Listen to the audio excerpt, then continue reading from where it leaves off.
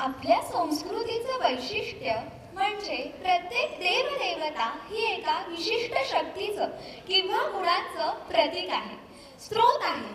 जसं की श्री रामभक्त हनुमान हे शक्तीचे प्रतीक आहेत, म्हणून सामर्थ्यासाठी त्यांची उपासना केली जाते. प्रभू श्रीराम हे मर्यादा पुरुषोत्तम आहेत.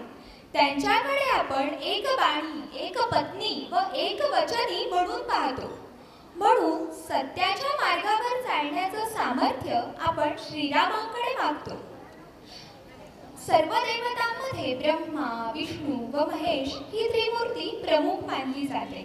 कारण ब्रह्मदेव हे सृष्टीचे सृजन करणारे आहेत, विष्णू हे पालनहार आहेत, तर महादेव हे संहारक आहेत.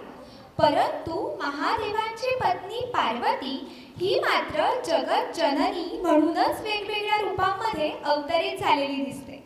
त्याच वेगवेगळ्या रूपांमध्ये आपण तिची पूजा करतो व त्याचा उत्सव होतो, तो म्हणजे नवरात्रोत्सव. यात तिची काही रूपं अतिशय शांत, सात्विक, अगदी वात्सल्यपूर्ण आईसारखी आहेत, तर काही वेळा दुष्टांचा संहार करणारी महिषासुर मर्दिनीसारखी आहेत. तर तिच्या याही रूपातलं अतिशय सुंदर वर्णन श्री शंकराचार्यांनी त्यांच्या स्तोत्रात केलेलं दिसतं.